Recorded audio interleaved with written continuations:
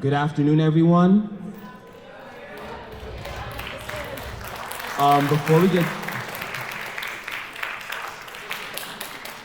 we get started, we hope that everyone turns off their electronic devices. Okay. And before this event starts, I'd like to give a big thanks to our main organizer of this event, Morgan Polite.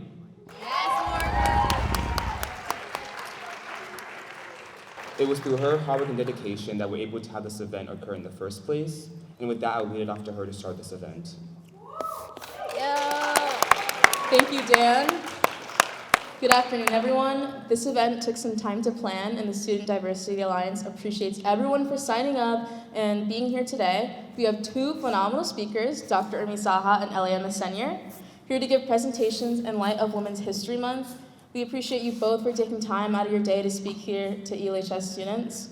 This year's theme for Women's History Month is Moving Forward Together, Women Educating and Inspiring Generations. It's important to educate generations so we continue to reach the goal of equality. A part of reaching that goal is having the diversity of the science field proportionate to the population, eventually to resolve issues like women's health being underfunded and gender pay gaps. And I hope you all take away motivation from Dr. Urmi Saha and Elia Messenyer for what they have in store for you. And we have people with mics around. If you have questions, we highly encourage you to ask them. And I will now let Dr. Urmi Saha take the floor.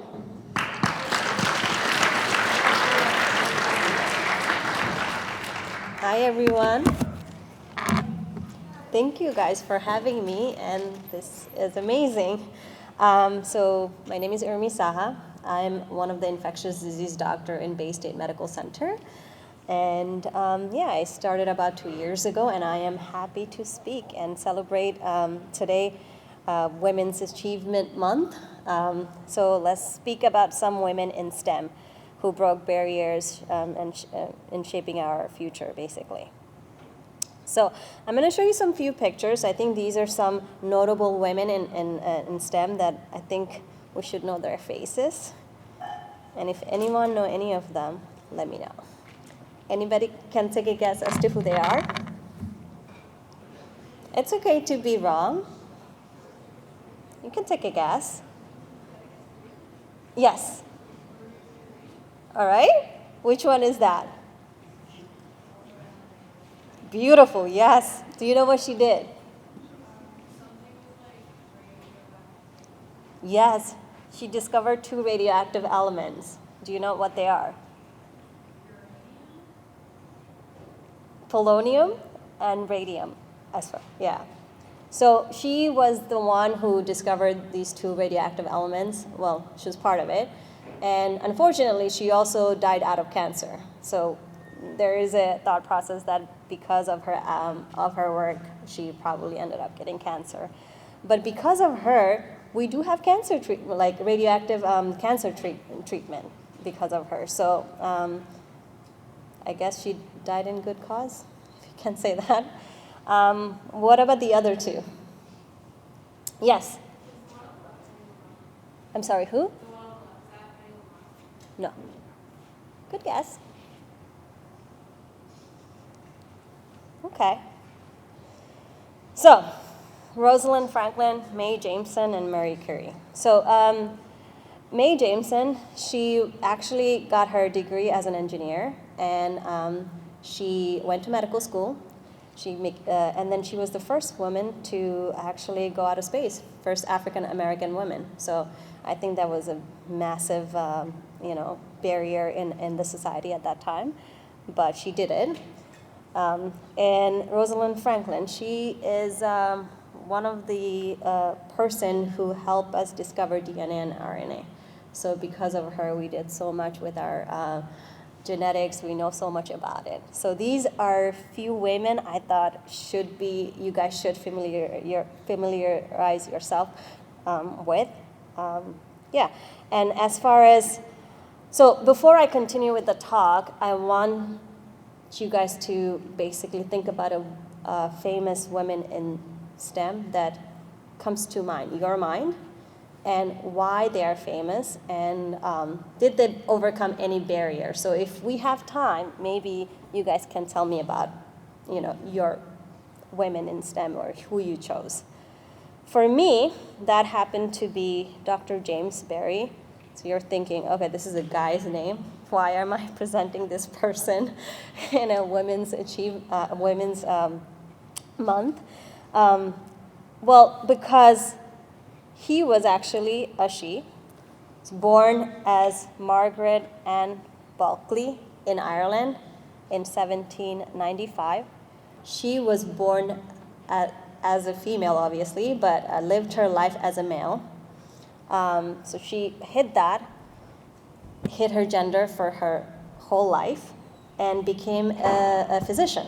She was a 19th century physician. She attended University of Edinburgh Medical School, and she was one of the pioneering British surgeons, and also served in the military. So, and one of the ranks she achieved was an Inspector General of Hospitals. So, I chose her because I think, can you imagine in the 19th century being in the military where you had you couldn't hide your identity, and this woman was able to do that, and she hid her identity her whole life just to pursue something, becoming one of the pioneering surgeons. So I think she should be recognizable. So what is her contribution to STEM? So basically, she was the first woman or first person who basically performed the first recorded successful cesarean operation. So do you guys know what cesarean or C-section? Okay.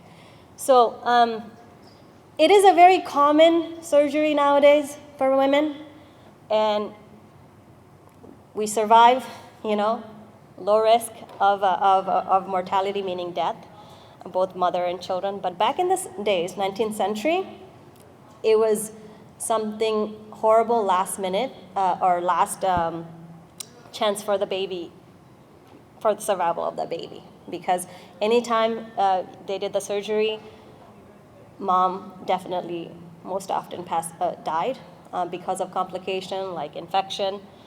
And they only resorted to this surgery because otherwise both mom and children would have passed away. So because of the child's survival, they usually resorted to this surgery. So she was the first one to successfully perform this surgery, at least that we know of, documented of, and have both mom and child survive. So I think that was a major contribution. So just those of you who might not know what it is, basically, if you cannot give natural birth through the vaginal canal, you kind of make it cut in the abdomen area, take out the, fetus or infant, and then, just suture her up, tie it up. And right now, we don't have that much surgical complications, so this is very common nowadays. So what else did she do? I think one of the reasons she did have this successful C-section because she advocated for good hand hygiene and good hygiene practices. So she was one of the person who noticed, hey, especially being in the military, at that time, surgeons, they were just going from one person to another with their bloody hands. There's no gloves. So as you can imagine, all these bacteria, all these microorganisms going from one person to another, they are not even sterilizing their equipment. There's no such thing at that time. So she understood that there is a benefit of just by hand washing, just by practicing good hygiene, and that decreased infection rates so significantly to a point where her patients were surviving more so than the others. So she recognized that and she promoted that.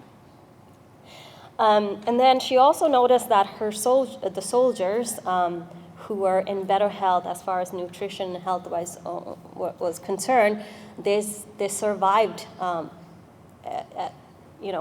whenever they had some sort of surgical procedures. So nutrition was something that she advocated. And she broke gender norm and paved the way for women in medicine.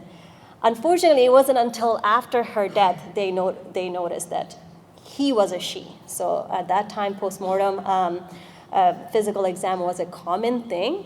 So during that physical exam, that's when they realized this was a woman. Yeah, so because of her, years later, during her time, there was no women who were able to go to medical school. It was male dominated. So she paved the way, and it wasn't even until years and years later where it was more acceptable for women to come into medical fields and practice medicine. So to that point, do you think is gender diversity important to you, and why? Like, do you think us having women in medicine or in different field that women were not allowed to be, do you think it's important? Okay, I see a lot of nodding heads. You want to tell me why? Anybody want to volunteer? Okay. I think it's important because like it brings in a whole different set of perspectives, and especially at that time, what men and women experience like growing up, their schooling, what they had to do at home, things like that. Both gave them like a different set of knowledge. So maybe the women that are now coming to this new field might have like a whole new set of knowledge compared to the men that were already there. Beautiful, beautiful. And actually, this is not just a statement we're pulling out of the thin air. They have actually done research on it, and they noticed that organizations that are diverse as far as gender is concerned, or color, or whatever it is, they tend to outperform because of different perspective, different ideas. Anybody else?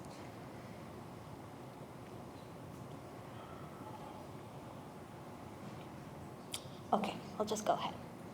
So yes, as I said, and as you said, diverse organizations, they tend to outperform, and that's been shown in studies.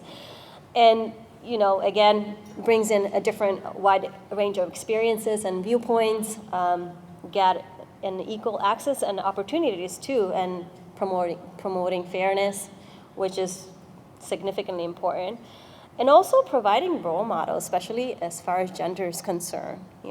Women, we also have to look up to something else aside from, being at home, taking care of children or whatnot. I mean, if that's what you want to do, it's great. But if you also want to do something else, these gender equality gives you the opportunity to pursue that.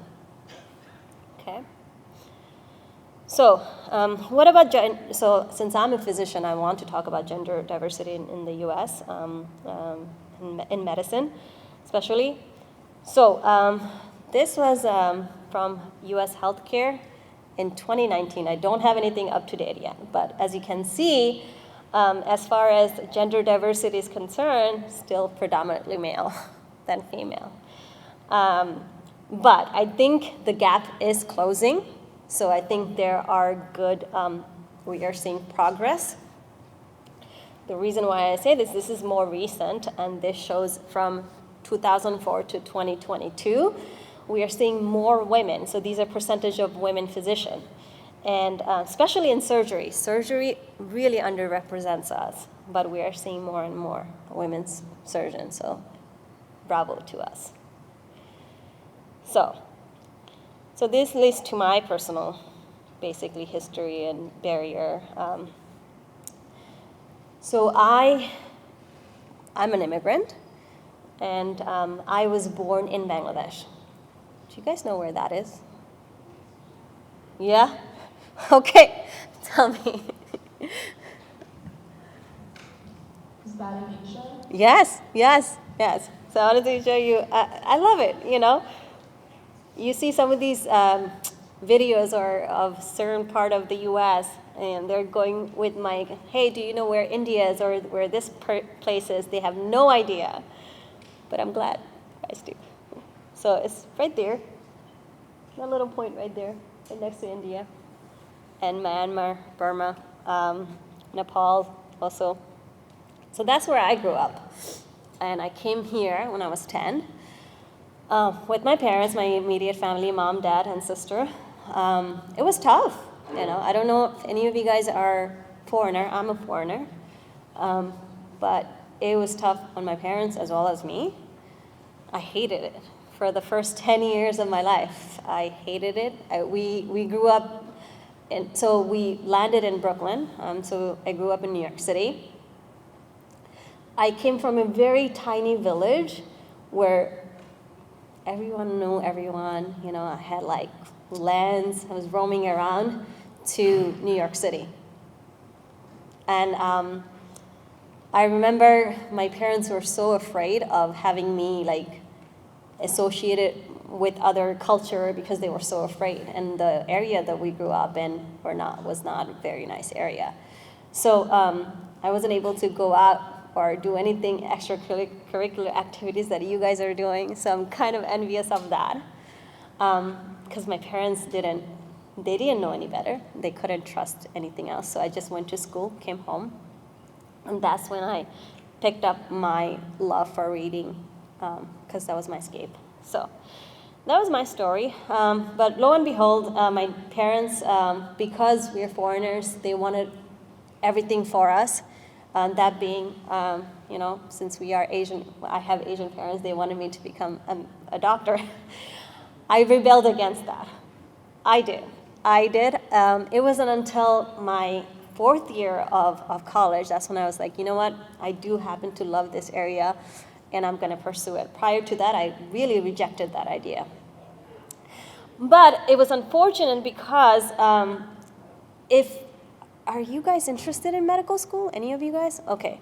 So one thing you have to know is that in college, 3rd year of college, you have to take this standardized test for medical school.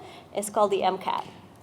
And if you don't take it by the 3rd year before you apply for medical school, which is end of 3rd year by June, you end up not getting accepted on time for you to basically go straight from college to medical school. So you end up having a gap year.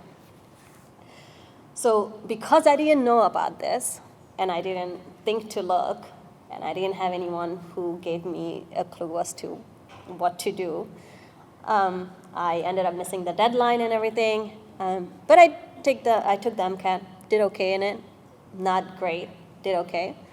And I had great GPA, great other extracurricular activities that I've done.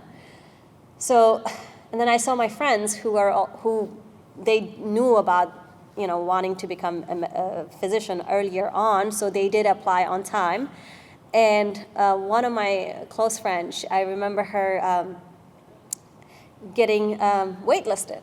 And she had a really amazing MCAT score, and she was like one of those go-getters. And that's when I got scared. I was like, okay, she's a better student than I am. Like, how is it that, if she gets waitlisted, what's going to happen to me, And if I get waitlisted the next year, then that means that's 2 additional years that I have to wait. So I was scared. Then I did my own research and stuff, and then and I was like, okay, I can take a gap year and do more work and whatnot. But in the meantime, I also saw some people, like they were going outside of the U.S., associated with the outside U.S. medical school. So I applied for one of those, got accepted. So I went to the Caribbean, and then I was like, you know what? I could go straight from college to there. Tuition was less, so I decided to go there as opposed to getting waitlisted and whatnot. I don't regret it. I think, I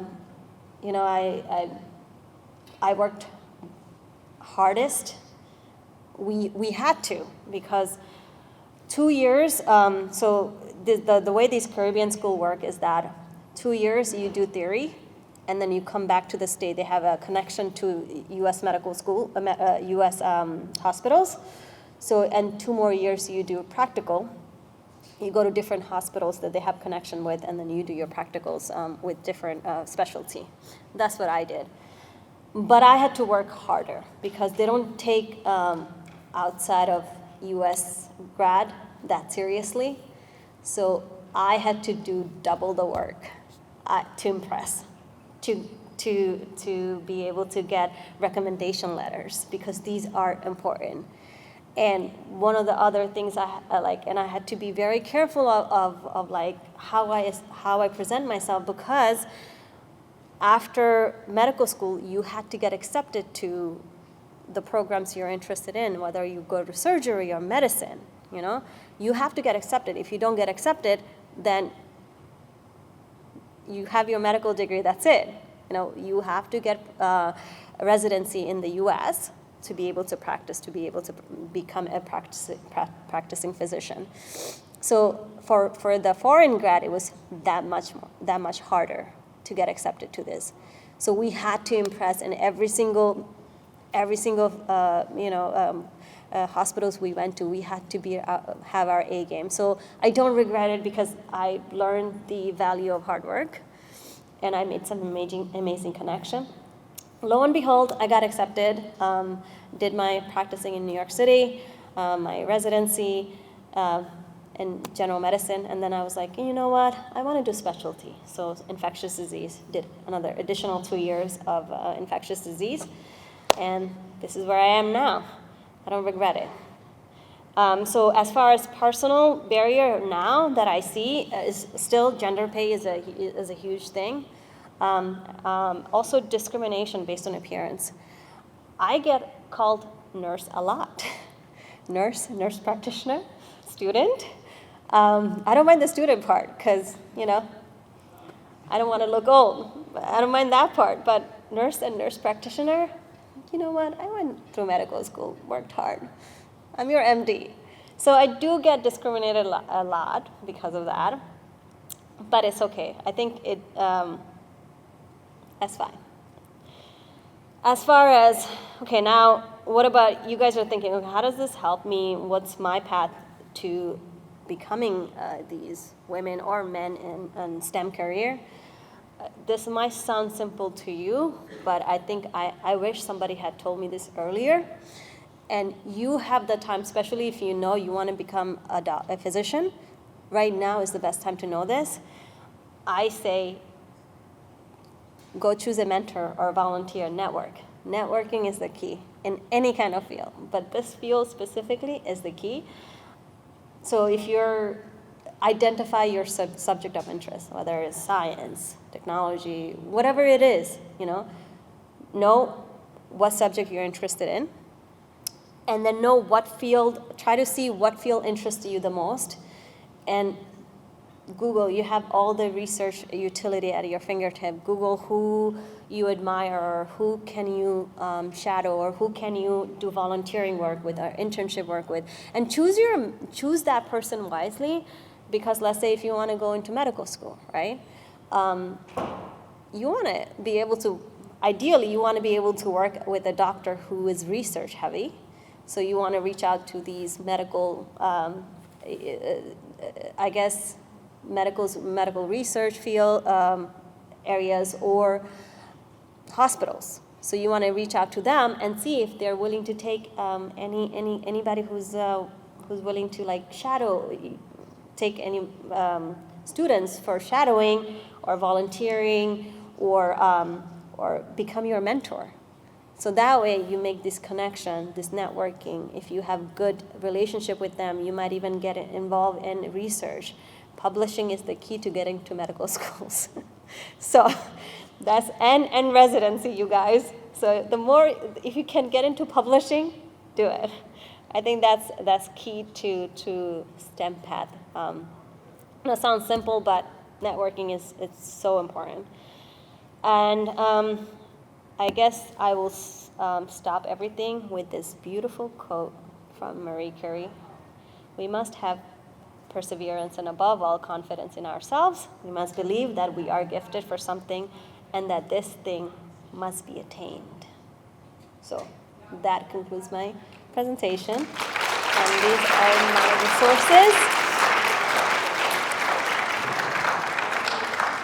Any questions? Yes. How long, like, total did you go to college for, if you add up all the years? So college, 4 years. Medical school, 4 years. And then residency, medical residency is 3 years. Specialization, 2 years. I don't regret it. Like I said, I loved school. Yeah.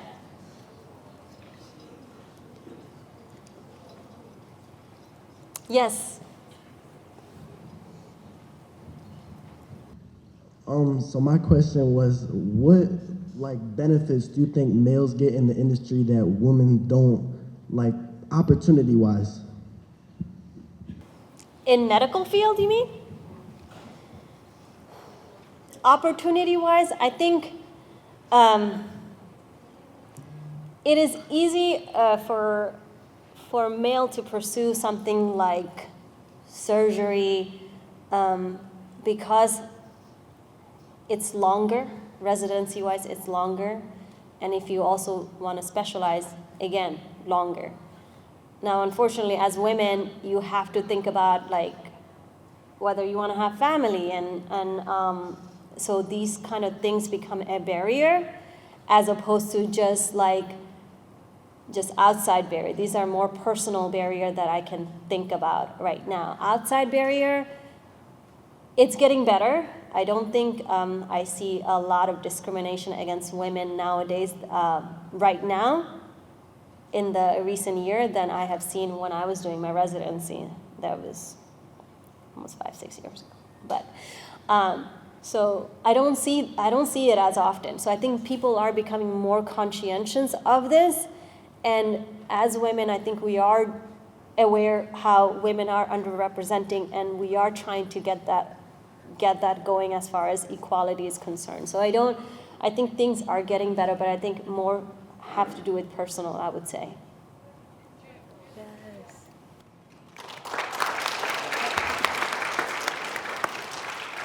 Okay, so thank you again, Dr. Urmi Saha. I am so happy and have the honor to announce our next speaker. It is Elia Masonier. She is currently a sophomore at Amherst College studying neuroscience on a pre-med track, and she is just so amazing, so let's give it up for her.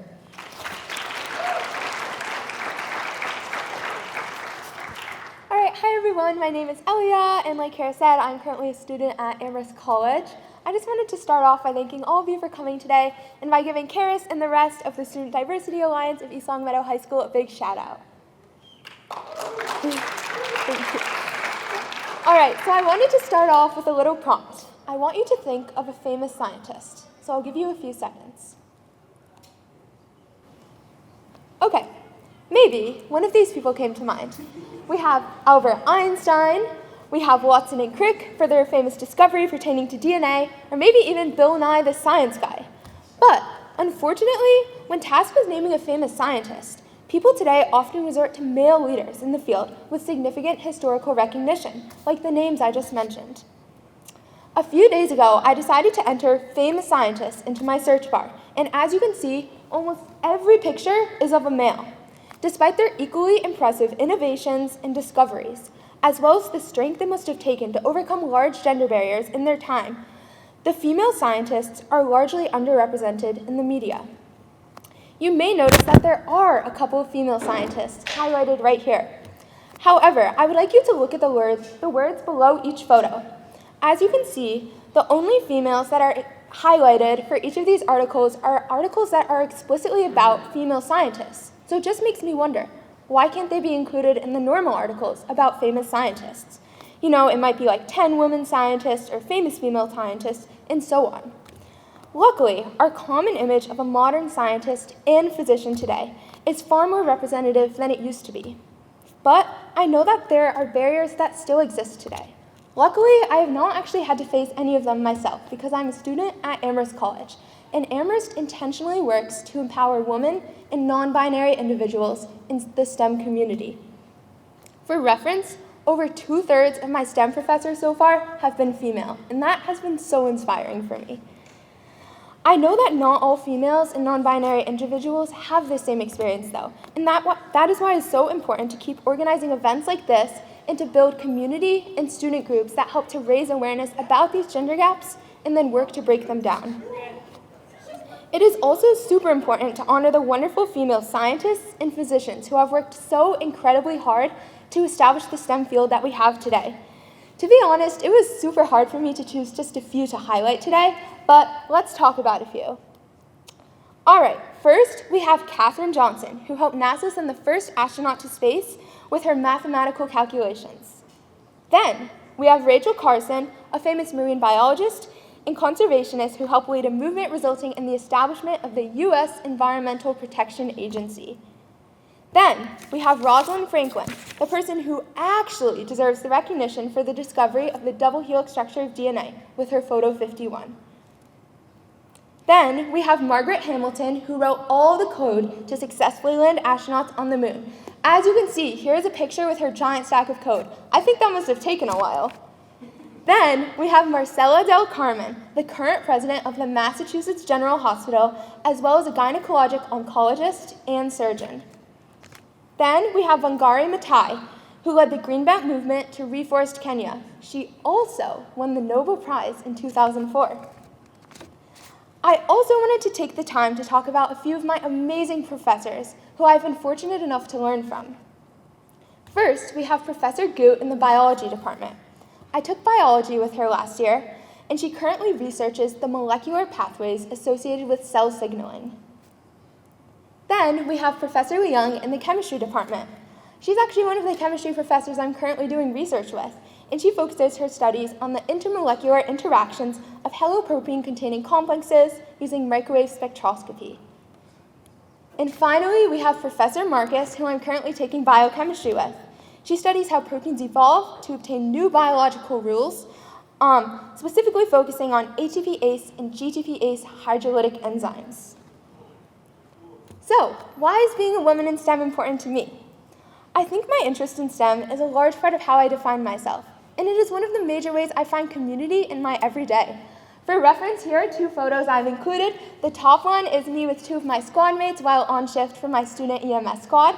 And the bottom picture is me with Professor Leung and Professor Marshall and the rest of my chemistry lab at an academic conference last summer.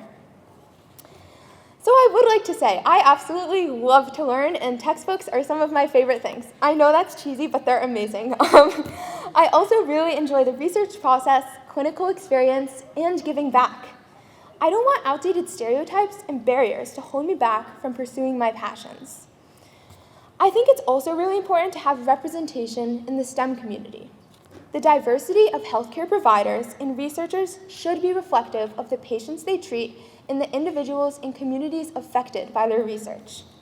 I also want to empower and encourage other females and non-binary individuals to continue breaking the barriers that still exist today.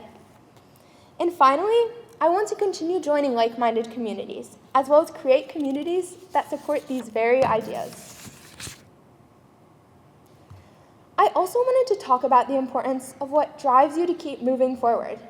Research is really hard, and so is pursuing a career in medicine. While still a college student, I aim to remind myself constantly about why I'm choosing to pursue the things I do, as well as what my goals are, creating my own mission statement of sorts. I've had many health issues throughout my life, so I would say my biggest drive is my desire to give back, in both a tangible and a meaningful way. I intend to do so each day through spreading kindness and joy, and by supporting and empowering everyone around me. In the long term, I hope to one day pursue both clinical research in neurology, specializing in either neurodegenerative disorders or neurological illnesses with childhood onset. I also want to learn from those around me, my mentors, my peers, and my community. I recognize that we all have our own unique strengths, and we can all learn from each other. Ultimately, I aim to proceed through the rest of my STEM journey with lots of passion, and with my actions rooted in my heart and my desire to give back. So I encourage you to think of yours. What do you want to accomplish in life? And more importantly, why do you want to do it? When you have bad days, trust me, they'll happen. I have had many. Just remind yourself. Remind yourself of these things and keep persevering forward. So I love being a student at Amherst College, and I love being a female in STEM. So I wanted to take the time to talk about a few of my specific experiences and what I've learned from them.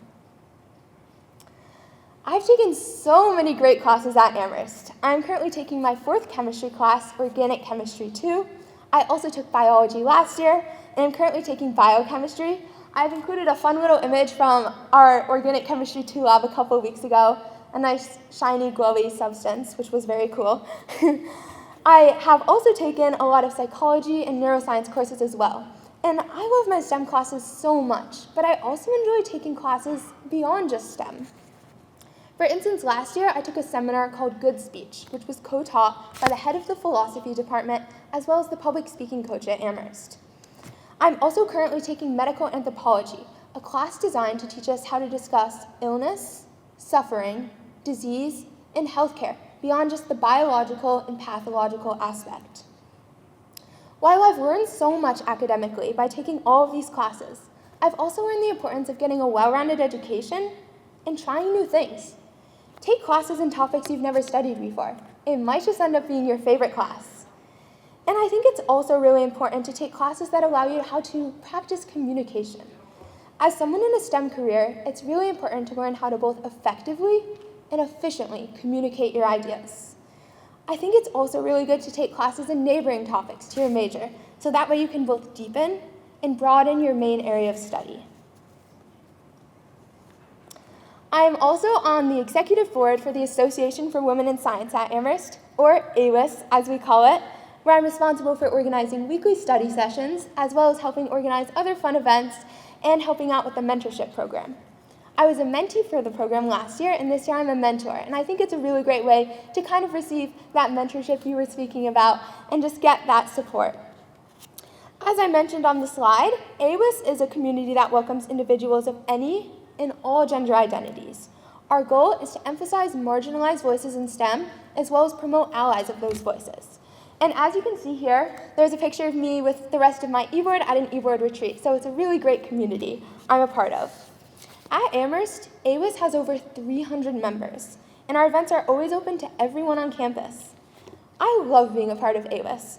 It allows me to surround myself with a large group of like-minded individuals, all with the same passion, to pursue a career in STEM, and to empower others to do the same.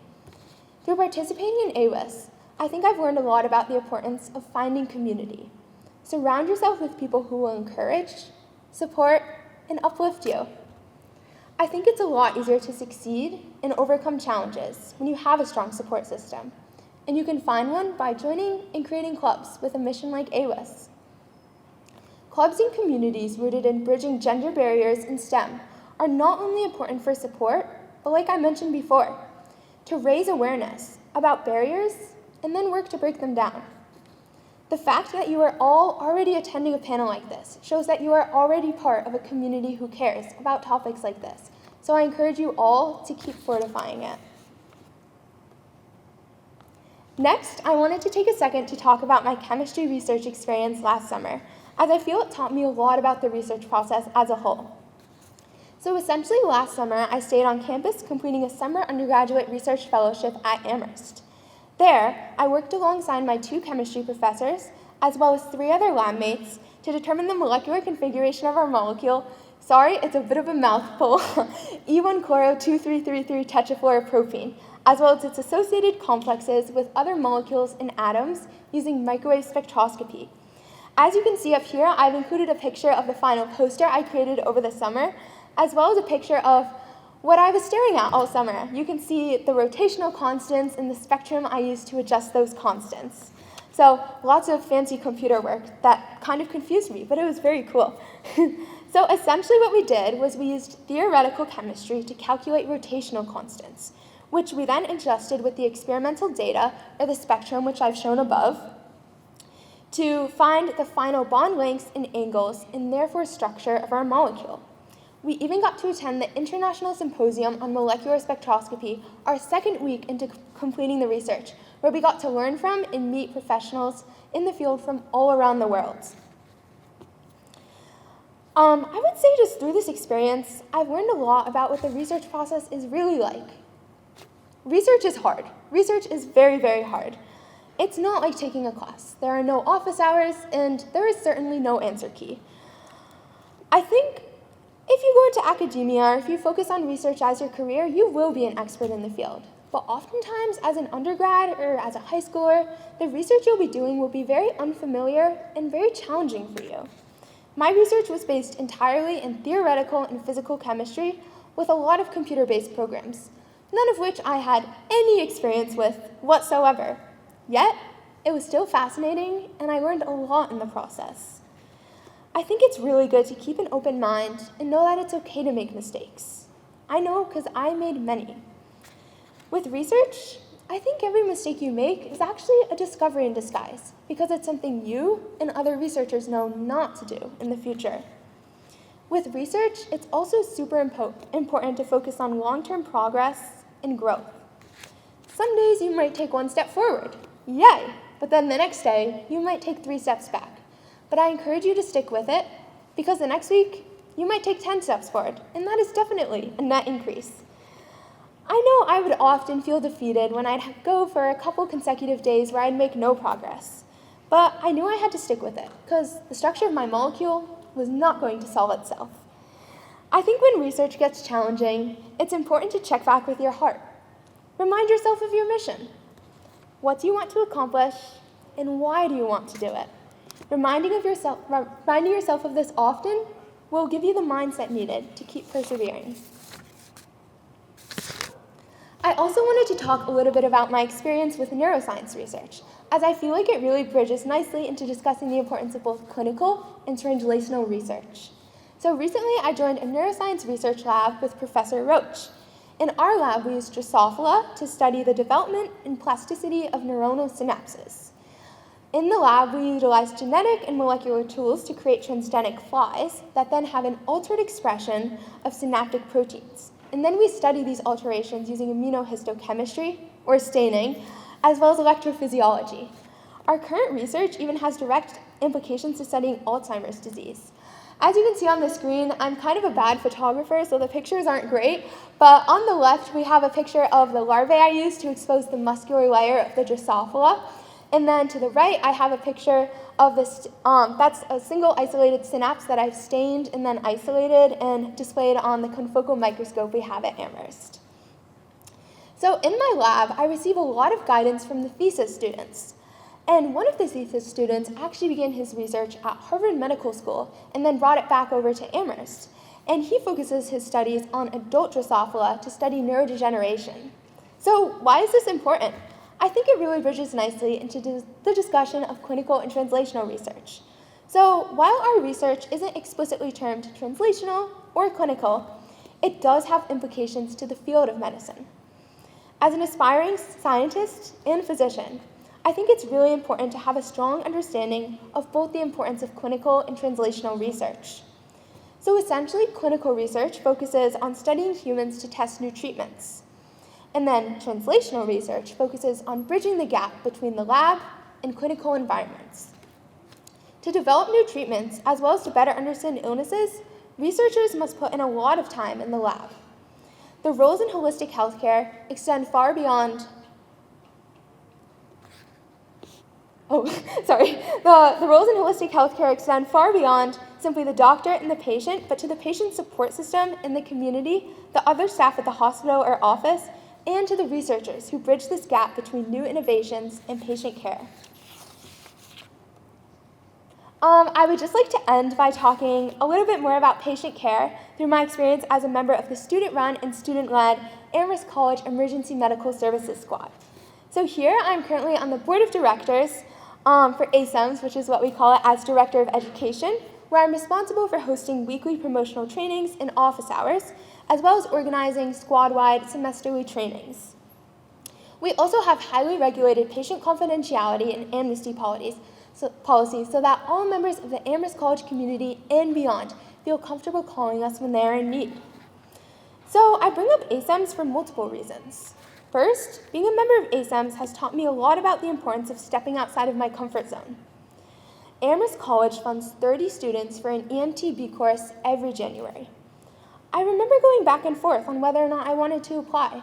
I was very uncertain. You know, after a lot of contemplating, I finally decided to apply. But looking back, I think a lot of my uncertainty was rooted in fear. I didn't know what to expect.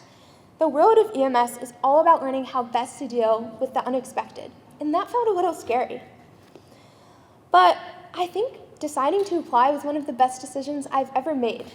Being on ASAMS has ignited a fire of sorts in me. It has made me more excited than ever before. And I think it really speaks to the importance of both trying new things and stepping outside of your comfort zone at the same time. Being uncomfortable is what serves as a vehicle for self-growth and new discoveries. Also, being on ASAMS has enabled me to give back directly to my Amherst College community in a meaningful way. Should I? Okay, sorry. In a meaningful way. I think it's really empowering to know that you have the skills and training to help those that you need. I also encourage you to think, in what ways do you want to give back, and to whom? What skills do you need to learn to do this? Or do you already have them now?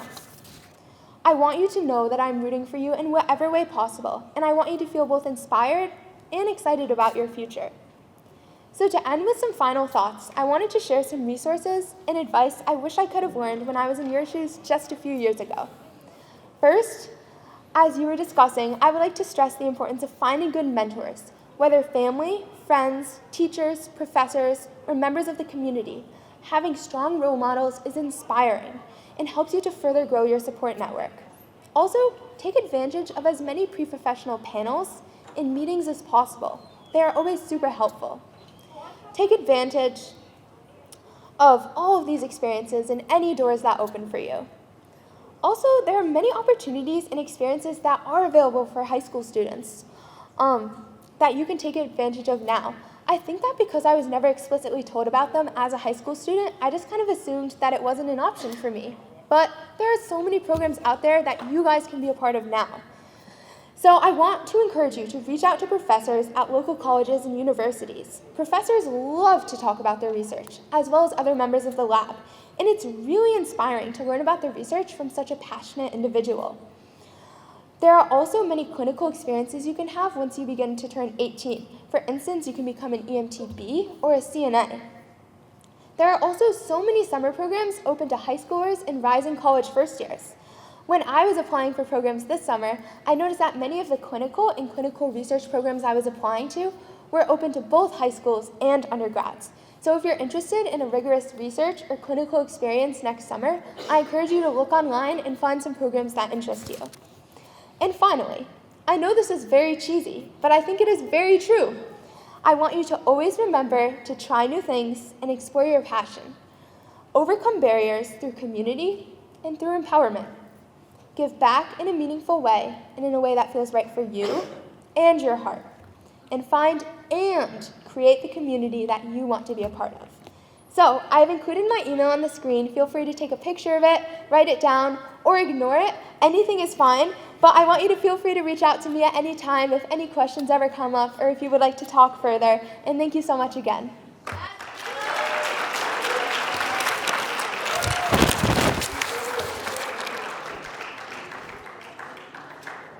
Oh, once again, I would just love for you guys to give a round of applause to both of our speakers.